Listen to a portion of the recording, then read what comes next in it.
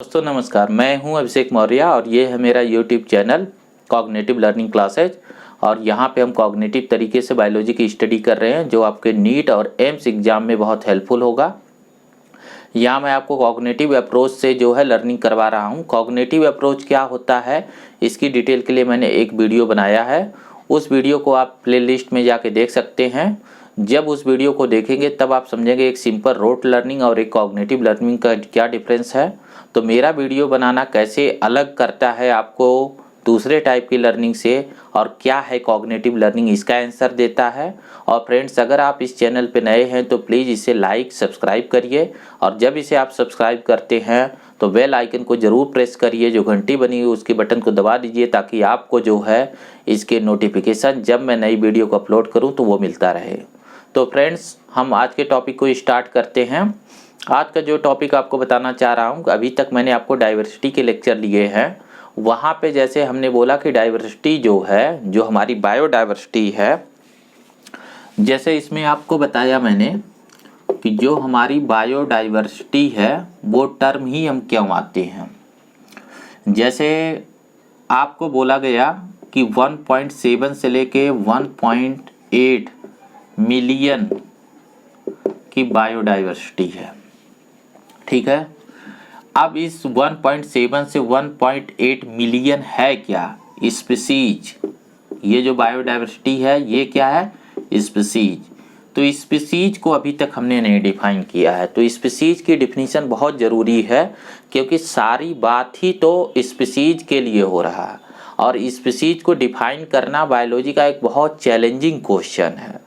Species की कई सारी डिफिनीशंस हैं, स्पीसीज की कोई एक सिंगल डिफिनीशन नहीं है। जैसे मैं आपको समझाऊं, यहाँ जो है जैसे स्पीसीज की सबसे पुरानी डिफिनीशन को मॉर्फोलॉजिकल स्पीसीज बोला जाता है, ठीक है, मॉर्फोलॉजिकल डिफिनीशन ऑफ स्पीसीज। इसके अलावा इसकी एक होती है इकोलॉजिकल। इसके अलावा इसमें जो है एक है बायोलॉजिकल, ठीक है। ये और भी चीज़ों से डिफाइन की गई है, लेकिन मैं मेन उन डिफिनीशन को बता रहा हूँ जो आपके सिलेबस में कहीं ना कहीं आ रहा है, ठीक है। तो आपके सिलेबस में जो डिफिनीशन आती है वो मॉर्फोलॉजिकल डिफिनीशन, जो ओल्डेस्ट तरीका है, और सबसे नया फॉर्म जो करंट ट्रेंड है वो है कि स्पीसीज को इकोलॉजी में डिफाइन करो, ठीक है। स्पीसीज की जो करंट डिफिनीशन है वो इकोलॉजी के थ्रू की जाती है। अभी चूंकि मैंने इकोलॉजी आपको पढ़ाया नहीं है तो डिफिनीशन को जस्ट हम अभी इंट्रोड्यूस करके आपको छोड़ देंगे। अभी जो मैं आपको बताऊंगा आपके काम की जो डिफिनीशन है वो है बायोलॉजिकल। ये डिफिनीशन दिया था अर्नेस्ट मायर ने। दोस्तों, जो आपकी एनसीईआरटी बुक है उसमें हर यूनिट में एक जो है बायोग्राफीज दी गई है, एक रिनाउंड साइंटिस्ट के बारे में बताया गया है। आप इन बायोग्राफी को पढ़िए तभी आपको इसमें इंटरेस्ट आएगा। जैसे आप देखिए, ये आपको मेंशन किया गया है सबसे पहले यूनिट में अर्नेस्ट मायर के बारे में। अर्नेस्ट मायर को 20वीं सेंचुरी का डार्विन भी बोला जाता है, बहुत इंपॉर्टेंट साइंटिस्ट है। इन्होंने ही इस जो है डेफिनेशन को फ्रेम किया था, पहली बार हमें बताया था स्पीसीज क्या है, ठीक है। तो मैं उसी डेफिनेशन को आपको बताना चाह रहा हूँ ताकि आप समझ पाएँ कि जो टैक्सोनॉमिकल हायरार्की हैं उनको कैसे हम डिफाइन करते हैं। तो चलिए फ्रेंड, इसको देखते हैं। देखिए,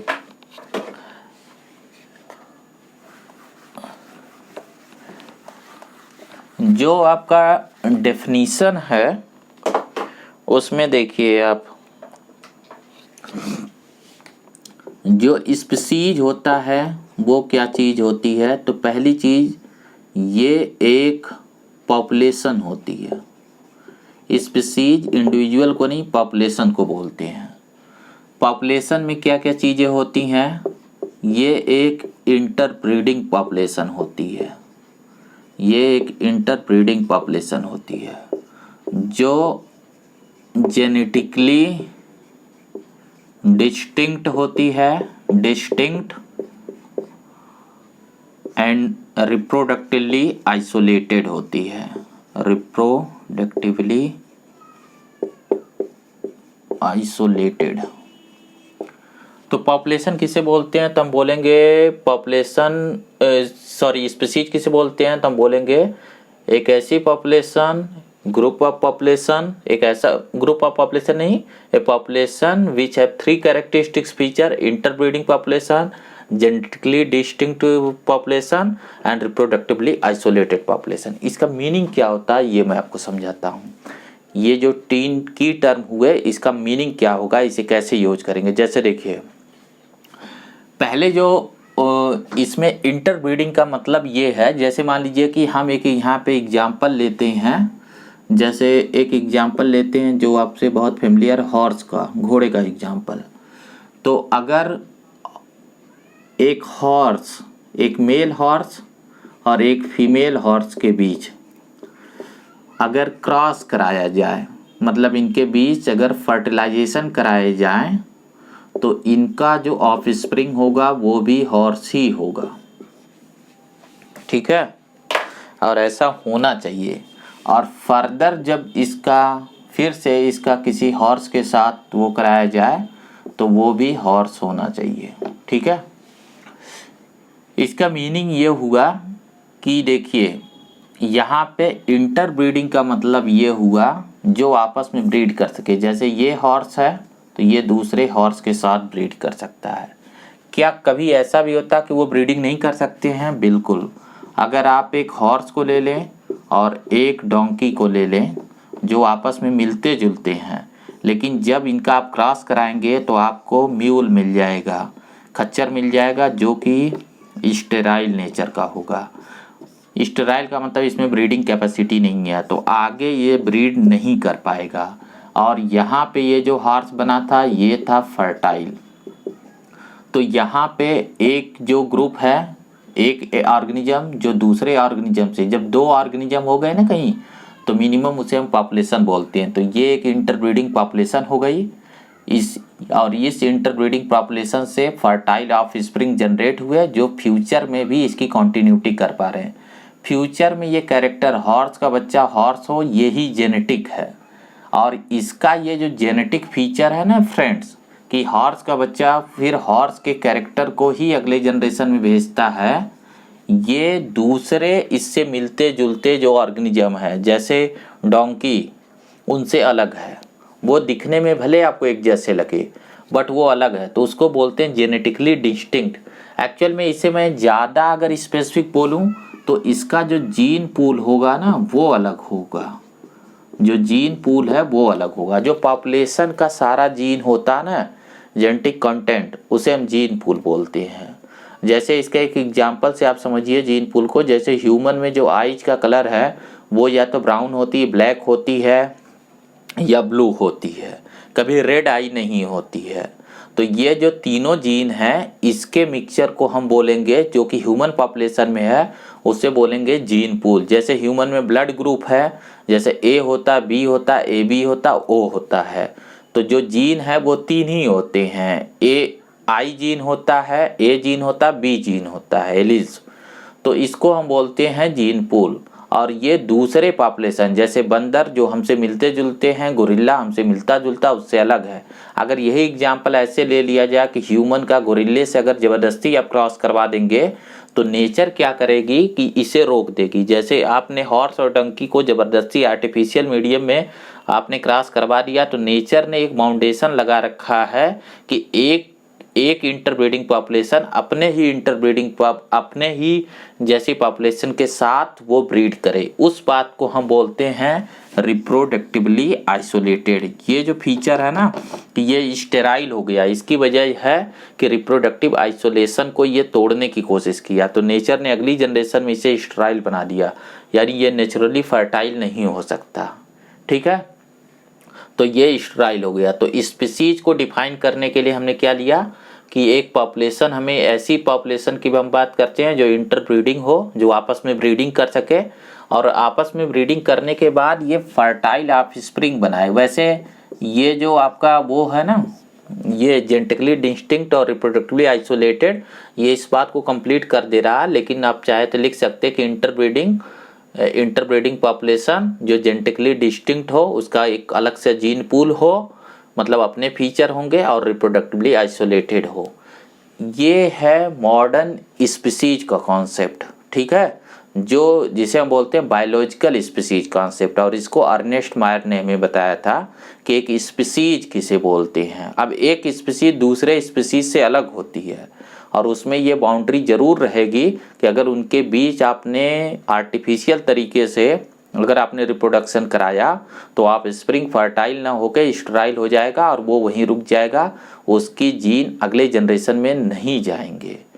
इसके अलावा एक दूसरी भी डिफिनीशन है स्पीसीज की, जो है इस डिफिनीशन में एक कमी है फ्रेंड्स। ये डिफिनीशन सेक्सुअल रिप्रोडक्शन पे बेस है, but her organism sexual reproduction नहीं करते। जैसे यहाँ जो इस रिप्रोडक्शन की बात कर रहे थे मेल फीमेल, जैसे बैक्टीरिया में तो मेल फीमेल होता ही नहीं, सेक्स ही नहीं होता, तो सेक्सुअल रिप्रोडक्शन ही नहीं होता, ठीक है। बैक्टीरिया में मैंने आपको बताया था कि मोनेरन में कोई सेक्स नहीं होता, इसलिए सेक्सुअल रिप्रोडक्शन ही नहीं होता है। तो क्या वहाँ बैक्टीरिया की स्पीसीज नहीं होती है? होती है। जैसे ई कोलाई एक स्पीसीज है, एस्चेरिचिया कोलाई है ना, साल्मोनेला टाइफी, इस टाइप से बैक्टीरिया की स्पीसीज है ना, तो उसको हम कैसे देते हैं। इसीलिए हमें एक नई स्पीसीज कॉन्सेप्ट पे आए जिसे बोले इकोलॉजिकल स्पीसीज कॉन्सेप्ट। वो क्या होता है मैं उसे समझा दे रहा हूँ थोड़ा सा आपको। देखिए इकोलॉजी में ये बोला गया ना, इकोलॉजिकल कॉन्सेप्ट क्या है, इकोलॉजिकल स्पीसीज कॉन्सेप्ट। देखिए इकोलॉजी में बोला गया कि एक ऐसी पॉपुलेशन, फिर से वही पॉपुलेशन चाहिए, एक ऐसी पॉपुलेशन जो एक कॉमन हैबिटेट में, जो किसी एक हैबिटेट के एक स्पेसिफिक या फिर स्पेशलाइज जो है, एक स्पेसिफिक या फिर इस स्पेशलाइज हैबिटेट की एरिया में रहता है, जिसके लिए एक टर्म है फ्रेंड, शायद आपको अभी न पता हो, मैं इसको बता दे रहा हूँ। आप कहाँ पे इसे देखेंगे बुक में, जैसे देखिए मैं आपको बता दे रहा हूँ कि अगर ये डेफिनेशन आप चेक करना चाहें तो ये कहाँ लिखा होगा। दरअसल ये टर्म नया है ना, तो इस वजह से मैं इसे डायरेक्ट नहीं बता रहा हूँ, अदरवाइज मैं आपको ये डायरेक्ट ही बता देता। हाँ, ये जैसे आपके पास अगर पुरानी एनसीईआरटी होगी तो ये आपको मेंशन होगा पेज 221 पर, निके इकोलॉजिकल निके। जैसे हैबिटेट में ही ना, हैबिटेट में ही एक स्पेशलाइज्ड जोन होता है जिसे बोलते हैं निके। कोई भी दो स्पीसीज एक कॉमन निके को शेयर नहीं कर सकती। निके क्या होता है अभी समझा दे रहा हूँ। निके इकोलॉजिकल निके जो हैबिटेट का ही पार्ट होता है, ठीक है, सॉरी हैबिटेट, जो कि एक हैबिटेट का ही पार्ट होता है। इसका मतलब क्या हुआ मैं समझाता हूँ आपको। जैसे देखिए आप और एक छिपकली एक ही कमरे में रहते हैं, दोनों टेरेस्ट्रियल हैं, दोनों का हैबिटेट तो कॉमन है टेरेस्ट्रियल, लेकिन छिपकली जो घर के अंदर जो कहीं पे जो दरारें हैं वहाँ रह लेती है, आप नहीं रह सकते वहाँ, क्योंकि आपकी बॉडी वैसी नहीं बनी कि आप उन दरारों में फिट हों, बट वो जा सकती है। जैसे घर में आप और कॉकरोच रहते हैं, लेकिन कॉकरोच एक स्पेशलाइज हैबिटेट में रहता है। तो ऐसे ही अगर एक घास का मैदान हो, एक ग्रासलैंड इकोसिस्टम हो, उसमें एक अर्थवर्म एक अलग जगह रहता है, एक अलग जगह रहता है, वो एक स्पेशलाइज सेटअप कंडीशन में रहता है। इसको ज़्यादा बेहतर वर्ड यूज करेंगे ना, स्पेशलाइज सेटअप कंडीशन। जैसे आपकी बुक में क्या लिखा है मैं बता दे रहा हूँ। जैसे यहाँ आपके लिखा है डिफाइन रेंज ऑफ कंडीशन, ठीक है, टॉलरेंस डाइवर्सिटी, तो उसी को मैं बोल रहा हूँ specialise setup condition. Specialise setup condition का मतलब है जैसे अर्थवर्म रहना है तो उसकी स्किन ड्राई ना हो, तो वो गीली मिट्टी चाहिए, और एक अगर एंट वो उसी ग्रासलैंड में रह रही है तो वो सूखी मिट्टी में, जहाँ पे सूखा जो सॉइल होगा ड्राई होगा उसमें जो अपनी बरो बनाएगी, लेकिन एक अर्थवर्म जो है गीली मिट्टी में बनाएगा। तो दोनों बरो में रहते हैं लेकिन एक स्पेशलाइज जोन में रहते हैं। निके हमारे पोस्टल एड्रेस जैसा होता है, जैसे आपका मकान होता है ना, हैबिटेट का मतलब है ना जैसे आपकी कॉलोनी है जिसमें बहुत सारे लोग रहते हैं, तो सबका एड्रेस ये है कि ये कॉलोनी एक्स कॉलोनी, लेकिन उस कॉलोनी में आप कौन हैं, आप कौन हैं। जैसे तालाब के पानी में बहुत लोग रहते हैं, तो उसमें आप फ्रॉग अलग जगह रहता है, स्नेल अलग जगह रहता है, उनके बॉडी के फीचर उनके निके को मैच करता रहता है। स्पेशल जो सेट ऑफ कंडीशन बोल रहे हैं ना, वो उनके जैसे अर्थवर्म गीली मिट्टी में क्यों रहता है, क्योंकि उसकी जो स्किन है वो रफ मिट्टी में सरवाइव नहीं करेगा। तो जैसा उसकी बॉडी है वैसा उसका एनवायरनमेंट है। ये डिफिनीशन के लिए सेक्सुअल रिप्रोडक्शन की कोई ज़रूरत नहीं होती है और इस डिफिनीशन में कोई कन्फ्यूजन नहीं होता। इसे बोलते हैं इकोलॉजिकल स्पीसीज कॉन्सेप्ट। मैं इसे अभी यहीं छोड़ रहा हूँ क्योंकि अभी आपको इकोलॉजी का नॉलेज नहीं है। जब आपको इकोलॉजी के लेक्चर लेंगे तब इस चीज़ को मैं आपको कंफर्म करूँगा। तो अभी के लिए बस इसे रहने देते हैं। तो ये है इकोलॉजिकल स्पीसीज कॉन्सेप्ट। मैं इससे आगे की चीज़ें थोड़ा आपको बता दूँ। चलिए, तो आप स्पीसीज को समझ गए। अब जैसे जो आपकी टैक्सोनॉमिकल हायरार्की थी, उसमें एक और टॉपिक मुझे कवर करवाना था। जैसे जो आपका टैक्सोनॉमिकल हायरार्की थी, देखिए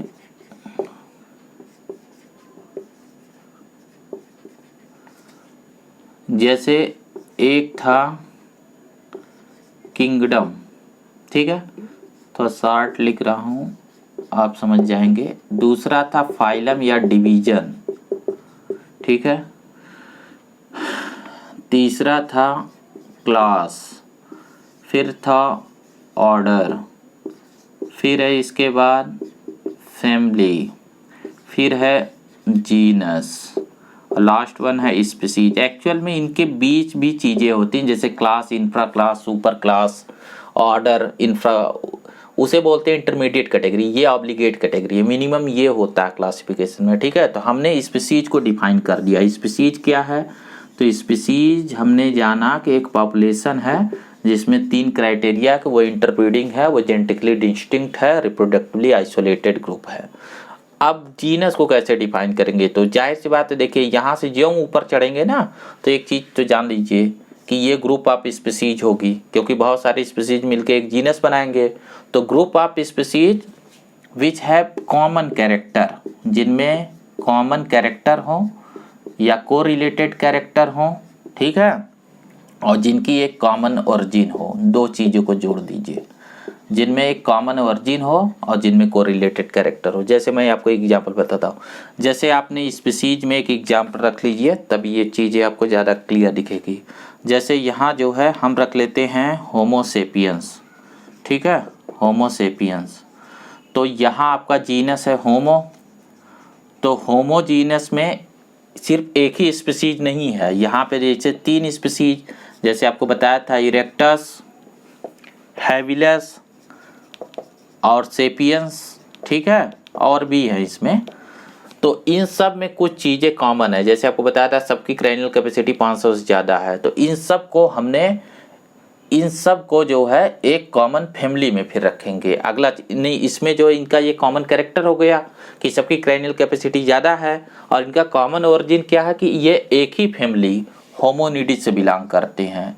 अब होमोनिडी फैमिली का मतलब बताया था जिनमें फेशियल एक्सप्रेशन हो। तो अब इसके फैमिली पे जाएंगे, तो फैमिली पे फिर वही बातें लगाएंगे कि इनमें जो है कॉमन कैरेक्टर होने चाहिए और कॉमन ओरिजिन होनी चाहिए, ठीक है, क्योंकि कॉमन एंसेस्ट्री होगी ही होगी। आपको फाइलोजेनी मैंने बताया था, इस अरेंजमेंट में फाइलोजेनी को यूज किया गया है। ऐसे ऑर्डर क्या होगा, तो कॉमन वो कैरेक्टर होगा, कॉमन ओरिजिन होगी, क्लास में भी, फाइलम में भी और किंगडम में भी। हाँ, एक चीज़ ज़रूर है कि जैसे जैसे आप ऊपर की तरफ जाएंगे, जो कॉमन कैरेक्टर है उनके नंबर कम होंगे। जो कॉमन कैरेक्टर है इनके नंबर कम होंगे, ठीक है, मतलब उनमें सिमिलरिटी कम होगी। जैसे मान लीजिए ये ह्यूमन है, अब यहाँ किंगडम एनिमेलिया में आ जाइए, तो किंगडम एनिमेलिया जो है जिसमें ही ह्यूमन है, देखिए इसमें ही ह्यूमन है और इसमें ही स्नेल भी है, पाइला, ठीक है।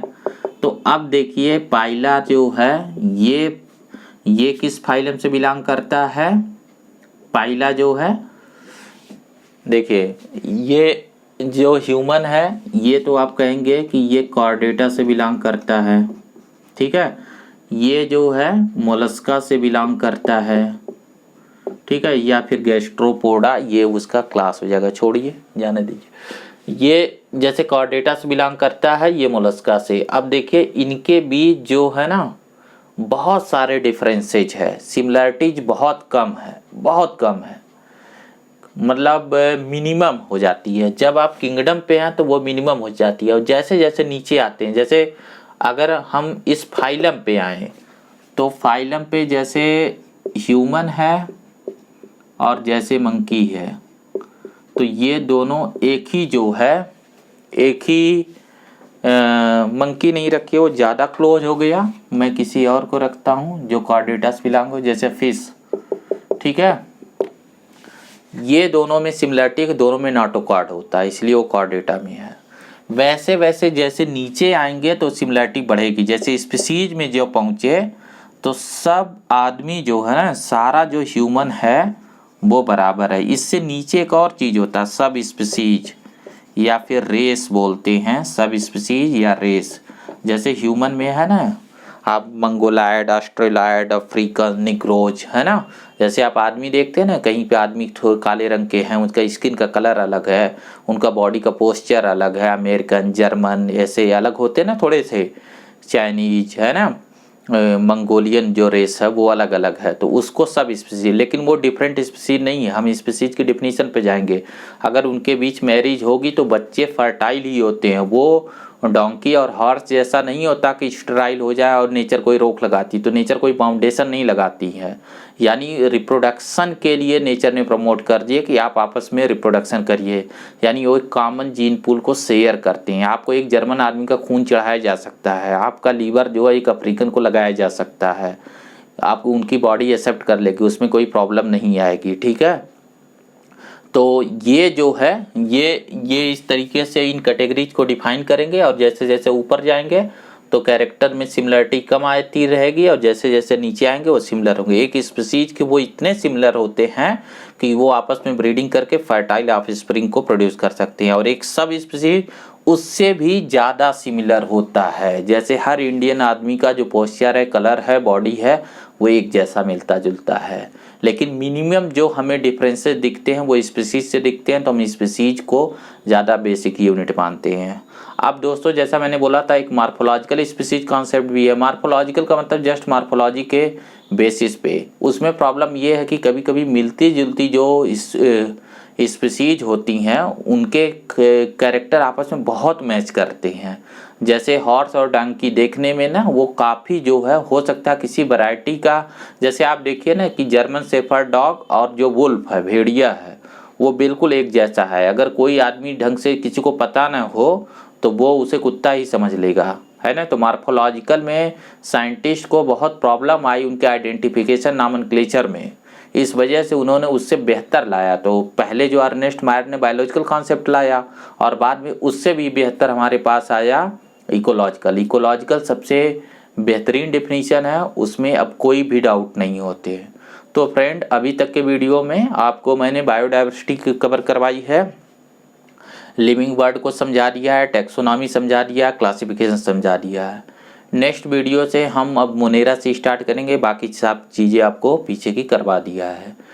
अब मोनेरा से हम एक अप्रोच को रखेंगे। मोनेरा में मैं बहुत सारी चीज़ें बताऊंगा नहीं फ्रेंड्स, अगर आप बुक के साथ मेरे लेक्चर को देखेंगे तो बेहतर रहेगा। मैं कहूँगा कि जब भी आप लेक्चर देखिए, मेरी शुरुआती वीडियो ज़रूर देखिए, जिसमें मैं ये बताने की कोशिश किया हूँ कि जब आप क्लास करते हैं तो आपको करना कैसे है। अगर आप सही अप्रोच से मेरी क्लास नहीं करेंगे ना तो आप सीखेंगे नहीं, आप उसे करिए ज़रूर। मैं बहुत मिनिमम रिक्वायरमेंट की बात कर रहा हूँ, मैंने कोई आपसे बड़ी डिमांड नहीं की है। जस्ट आपको एनसीईआरटी बुक पढ़ना है, एक हाइलाइटर रखना है, ईयरफोन लगा लेना है, खुद साथ पेज रख लेना, आप किताब के ऊपर भी लिख लीजिए, इतना कम मैं लिखाता हूँ। ज़्यादा नोट्स नहीं दूंगा, ज़्यादा बल्कि नहीं रहेगा, बस इन्हीं को पढ़िए और बुक को पढ़िए। डाउट हो तो मुझसे पूछिए। अगर आपके कोई डाउट है, अगर आपको किसी एक्सप्लेनेशन में प्रॉब्लम आ रही है तो उसको कमेंट बॉक्स में बताइए, और ज़्यादा से ज़्यादा लोगों में शेयर करिए, जो मैं फिर से आपसे रिक्वेस्ट करूँगा। और चैनल को सब्सक्राइब करिए ताकि मुझे मोटिवेशन मिले कि मेरे लेक्चर को कोई पसंद कर रहा है, मुझे बनाना चाहिए, मुझे कोई देखना चाहता है। तो फ्रेंड्स, इसी के साथ इस लेक्चर को यहीं पे एंड करते हैं। नेक्स्ट लेक्चर में आपसे मिलेंगे। Thank you.